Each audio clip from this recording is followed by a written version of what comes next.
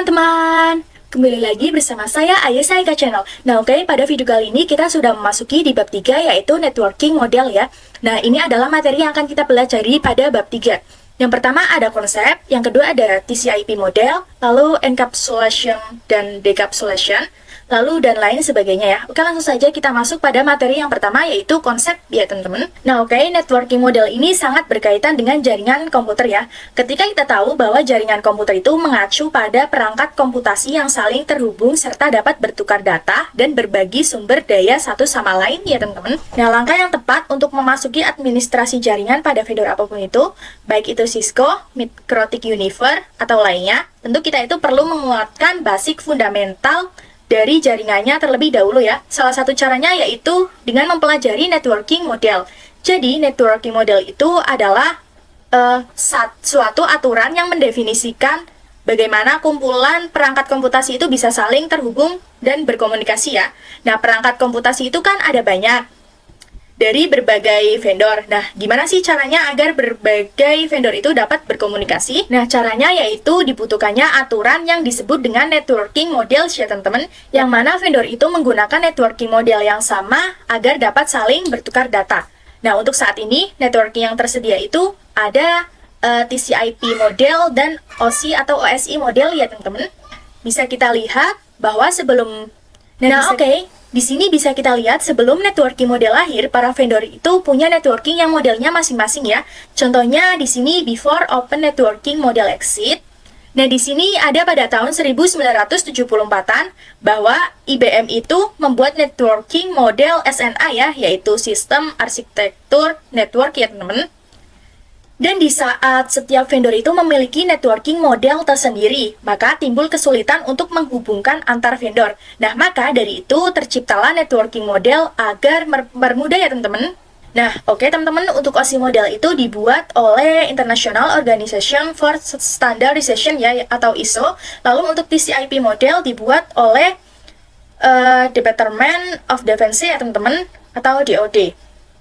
Nah, oke, yang sering digunakan saat ini adalah TCP/IP model ya teman-teman, dan after open networking model. Setiap vendor itu dapat saling berkomunikasi, baik itu dari vendor IBM, Microtik, atau Cisco, karena dia menggunakan vendor yang sama, jadi dia bisa berkomunikasi ya teman-teman. Oke, mungkin itu saja video yang dapat saya sampaikan. Sampai jumpa di video berikutnya. Oke teman-teman, kita sudah memasuki materi yang kedua yaitu TCP/IP model ya. Nah oke, langsung saja kita menuju ke penjelasannya. Nah oke, kita itu akan membahas salah satu networking model yang ada saat ini yaitu TCP/IP model. Nah TCP/IP model ini merupakan salah satu networking model yang ramai digunakan meskipun OS model itu sering digunakan di dalam pembelajaran. Tetapi fungsi keduanya tetap sama ya teman-teman. Nah oke, jadi TCP/IP itu mendefinisikan suatu protokol agar antar komputer itu bisa saling berkomunikasi. Utamanya itu yang berbeda network ya teman-teman. Nah oke, TCP/IP juga memiliki layer ya, begitu juga dengan OSI model. Untuk OSI model itu memiliki 7 layer. Nah untuk TCP/IP itu secara dokumentasi ada 4 layer ya teman-teman. Ada 4 layer. Nah ini di sini layer 1, layer 2, layer 3, dan layer 4 ya teman-teman, dibaca dari bawah. Tetapi secara umumnya itu TCP/IP itu memiliki 5 layer ya teman-teman. Di sini bisa dilihat dibaca dari bawah 1, 2, 3, 4, 5 ya teman-teman. Nah oke, jadi TCP/IP model itu merupakan jenis networking model yang saat ini biasa digunakan. TCP/IP itu mendefinisikan suatu protokol agar antar perangkat komputer itu bisa saling berkomunikasi ya teman-teman. Nah oke, mungkin itu saja materi dari saya. Lanjut ke video berikutnya. Oke teman-teman, kali ini kita sudah memasuki materi yang ketiga yaitu TCP/IP application layer ya teman-teman. Nah oke, saya akan menjelaskan terlebih dahulu bahwa jaringan komputer adalah sesuatu yang rumit dan kompleks, baik itu dari perangkat-perangkatnya, media penghubungnya, sampai pada aplikasi yang berjalan di dalamnya. Dan perangkat-perangkat tersebut itu biasanya diproduksi oleh vendor yang berbeda-beda ya. Ada router plot yang diproduksi oleh Microtik dan Cisco, kemudian web browser, ada yang dibuat oleh Google dan Mozilla, dan lain sebagainya. Nah, disinilah fungsi networking model tersebut ya teman-teman. Nah, oke, cara kerjanya yaitu dengan membuat beberapa lapisan fisik hingga non-fisiknya. Pada setiap lapisan, terdapat kumpulan-kumpulan aturan yang harus diikuti oleh setiap komponen, agar dapat saling berkomunikasi dengan komponen yang lainnya ya teman-teman. Tujuan dibuatnya networking model adalah sebagai acuan aturan yang harus diikuti oleh pembuat perangkat atau vendor ya teman-teman. Nah, oke, ini adalah gambar perbedaan atau layar perbedaan jika menggunakan networking model dan tidak menggunakan networking model ya teman-teman. Nah, ini yang cross networking ini acak sekali ya teman-teman, seperti ini tidak beraturan. Nah, jika yang OSI atau networking model ini sangat beraturan dan sangat rapih ya teman-teman, sangat sesuai dengan aturannya. Ini ada keterangannya, dapat dilihat bahwa cross networking sangat acak-acakan dan tidak terstruktur, dan pada networking model maka setiap fungsi jaringan komputer sudah berjalan dengan aturannya ya teman-teman, seperti ini. Nah, ini seperti ini ya. Nah, oke teman-teman, layar ini adalah aturan pada jaringan komputer ya teman-teman. Misalnya kita itu akses YouTube dengan jaringan yang sangat cepat. Nah, di balik itu ada proses yang dilakukan, yaitu disatukannya dengan proses-proses yang ada di layar networking model ya teman-teman. Nah, oke, di sini application layer itu berfungsi sebagai antar muka dengan aplikasi, mengatur bagaimana aplikasi itu dapat mengakses jaringan dan kemudian membuat pesan-pesan berskala ya teman-teman. Nah, oke, di antaranya ada contoh service dari application layer seperti HTTP, POP3, SMTP, IMAP, SSH, dan lain sebagainya ya teman-teman. Misalnya HTTP itu digunakan untuk akses web server ya teman-teman. Nah, ketika kita mengakses web server HTTP, kemudian akan direply yang terdiri dari HTTP header yang nantinya itu akan ada beberapa informasi ya teman-teman. Misalnya 200 informasi. Oke, maka requestnya itu berhasil, dan kalau 404 not found, maka requestnya itu tidak berhasil ya teman-teman. Nah, selain HTTP header juga ada data-data yang di-request oleh klien ya teman-teman. Nah, oke, selain itu juga ada SMTP ya teman-teman, atau email, lalu IMAP untuk menerima emailnya, lalu ada SSH untuk melakukan akses remote ya teman-teman, dan lain sebagainya. Nah, oke, mungkin itu saja materi yang dapat saya sampaikan. Lanjut ke video berikutnya. Nah, oke, kita sudah masuk pada materi TCP/IP transport layer ya teman-teman. Nah, jadi fungsi dari transport layer itu adalah menyajikan atau memberikan service ke application layer atau transfer data ya teman-teman. Nah, oke, kalau diingat kembali, pada application layer itu terdiri dari banyak protokol ya, seperti HTTP dan lain sebagainya. Nah, tapi kalau di transport layer itu cuma ada dua, yaitu TCP dan UDP ya teman-teman. Oke, di sini ada perbedaan TCP dan UDP ya teman-teman. Nah, di sini perbedaannya jelas dari keduanya adalah dalam penggunaan koneksi. Apabila TCP atau Transmission Control Protocol itu menggunakan koneksi, jika UDP, User Datagram Protocol, justru tidak memerlukan koneksi yang sama sekali. Nah, oke, perbedaan selanjutnya itu TCP itu berfungsi saat sebuah pesan yang dikirim dari satu komputer ke komputer lainnya sedang melintasi internet. Sedangkan UDP, dia itu tidak hanya sebagai protokol pengangkut pesan. UDP dapat pula meneruskan paket yang dikirim ke pihak lain sehingga tidak hanya berhenti di satu tempat, ya teman-teman.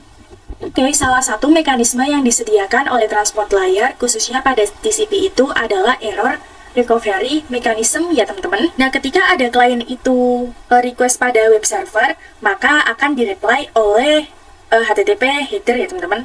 Nah, kalau udah masuk pada transport layer itu, HTTP header dan data itu akan ditambah dengan TCP header teman-teman yang dibungkus menjadi beberapa segmen, lalu dikirim pada perangkat jaringan ya teman-teman. Misalnya bisa aja respon dari web servernya error atau hilang. Nah, jadi nanti kalau ada kejadian seperti ini, maka dari klien itu nanti akan merequest ulang. Jadi nanti data yang di-request dapat terkirim dengan baik ya. Nah, kalau UDP itu dia nggak peduli ya teman-teman. Kalau dari kliennya request ke web server, lalu web servernya itu reply dengan HTTP header atau UDP header, lalu ada paketnya hilang, maka UDP ini bodo amat. Nah, dia itu akan tetap kirim requestnya ya teman-teman. Nah, oke, di sini juga ada keterangannya, UDP is more faster, yaitu UDP digunakan untuk video streaming, games, dan aplikasi lain yang membutuhkan kecepatan data. Nah, oke, salah satu contoh TCP itu ketika teman-teman itu reply video di YouTube, lalu ada nge-lag-nya di tengah-tengah, dia itu akan mengulang per-requestan ya teman-teman. Nah, kalau contohnya UDP itu misal streaming lalu ada error, maka dia itu akan langsung lompat pada tampilan yang paling akhir ya. Nah, oke, mungkin itu saja video dari saya. Lanjut ke materi berikutnya. Oke, teman-teman, kita sudah memasuki materi TCP/IP network layer ya. Oke, network layer itu layer ketiga, baik OSI atau TCP/IP model ya. Oke, kalau sebelumnya pada application layer dan transport layer itu punya beberapa protokol, untuk network layer hanya terdapat satu contoh protokol ya teman-teman, yaitu IP.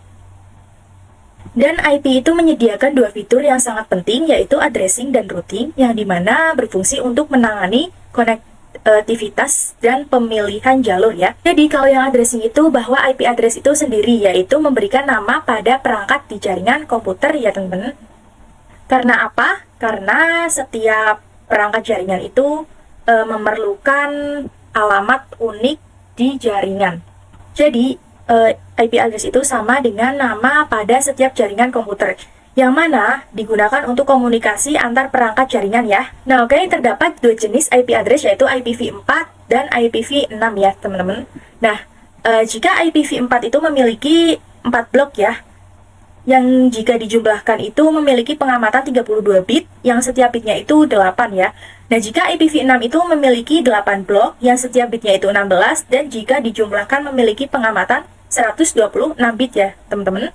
Nah, oke, di sini juga ada routing. Routing ini identik dengan router, berfungsi untuk menghubungkan perangkat komputer yang berbeda network ya. Kalau yang sama kan kayak switch. Nah, cara kerja routing itu ini di sini. Bekerja layaknya kantor pos, mencari rute tercepat untuk sampai di tujuan ya teman-teman. Nah, oke, di sini terdapat gambar ya. Kita istilahkan saja router ini jadi seperti kayak kantor pos, yang mana kita itu akan mengirim surat ke A dan B. Misalnya A dan B ini ya, ke sini. Nah, maka kita itu akan mencari pos terdekat. Kemudian pos itu akan mencari rute terdekat untuk mengirim suratnya itu. Oke, ini sama halnya dengan router ya teman-teman. Nah, oke, mungkin ini saja video dari saya. Lanjut ke materi berikutnya. Kita sudah memasuki materi TCP/IP network, data link, dan physical layer ya. Nah, oke, data layer itu mendefinisikan protokol yang dibutuhkan pada physical layer ya teman-teman.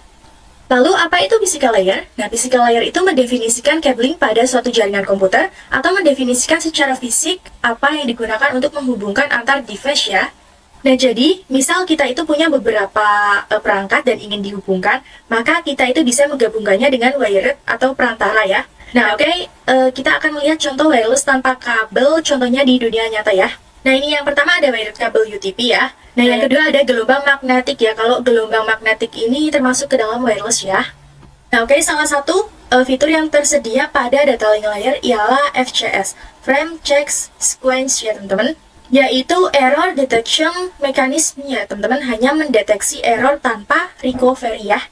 Nah, oke, bisa kita lihat perbedaan error mechanism sama pada data link layer dan transport layer. Nah, kalau di data link layer itu dia berbasis detection ya, tapi kalau di transport layer dia tuh gak cuma mendeteksi dan dia juga itu melakukan recovery ya. Jadi beda antara TCP pada transport layer dengan TCP pada data link layer. Simpelnya ketika klien itu mengakses website lalu ada error, maka FCS pada data link layer itu akan mendeteksi lalu bekerja sama dengan transport layer untuk recovery error tersebut ya teman-teman. Nah, oke, mungkin itu saja materi dari saya. Lanjut ke video berikutnya. Oke teman-teman, kita sudah memasuki materi encapsulation dan decapsulation ya. Nah, encapsulation itu proses membungkus data dengan header pada data di setiap layernya. Adapun decapsulation itu sebaliknya ya. Oke, bisa kita lihat di sini berawal dari application layer, lalu masuk pada transport layer, lalu kemudian akan ditambah dengan TCP atau UTP header ya. Nah, ketika kita sudah dibungkus, maka disebut dengan segmen. Nah, kemudian itu dilanjut dengan network layer. Nah, jika sudah kemudian network layer, maka message ini disebut dengan IP packet ya, IP packet. Nah, kemudian lanjut ke data link layer.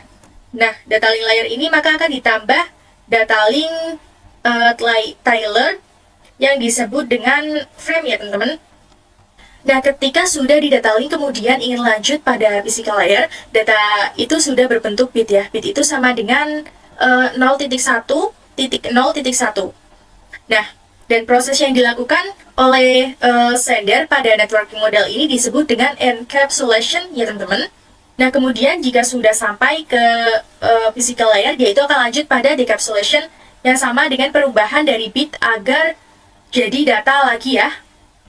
Nah, jadi nantinya itu akan dihapus satu persatu agar menjadi data yang akan diterima oleh klien. Nah, oke, mungkin itu saja video dari saya. Lanjut ke materi berikutnya. Nah, oke, kita sudah memasuki materi terakhir pada bab 3 ini, yaitu OSI model ya. Nah, sebelumnya ada dua networking model ya, yaitu OSI model dan TCP model. Dan yang saat ini sering digunakan itu TCP model ya teman-teman. Nah, kenapa? Karena sisi perkembangannya itu protokolnya atau modelnya TCP itu lebih dominan dibanding OSI layer ya. Namun OSI layer itu biasa dipelajari karena mudah dipahami. Nah, sebelum networking model ada, setiap vendor itu membuat atau memiliki networking modelnya masing-masing. Karena setiap vendor itu memiliki networking model yang berbeda-beda. Maka komunikasi antar vendor itu sulit dilakukan. Jadi usaha untuk membangun suatu jaringan komputer itu sangat besar ya teman-teman. Banyaknya vendor tadi itu bagaimana upaya agar tetap bisa berkomunikasi dengan baik antar vendor satu dengan vendor yang lainnya. Nah, oleh karena itu dibuatlah sebuah model atau sebuah standar atau spesifikasi minimum oleh ISO atau International Organization for Standardization atau bisa juga disebut dengan OSI 7 layer model ya.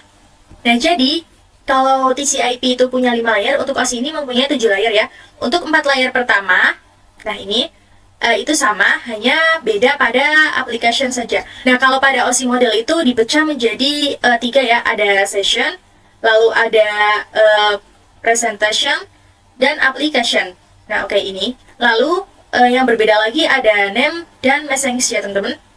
Lalu yang berbeda lagi ada pada name atau message ya di setiap proses layernya. Nah, kalau pada OSI itu disesuaikan dengan layernya ya. Misal ada L7 PDU ya di sini, lalu L6 PDU sampai dengan bit ya. Di sini ada low layer berkaitan dengan user interface, data formatting, dan communication session 1 sampai dengan 4 ya.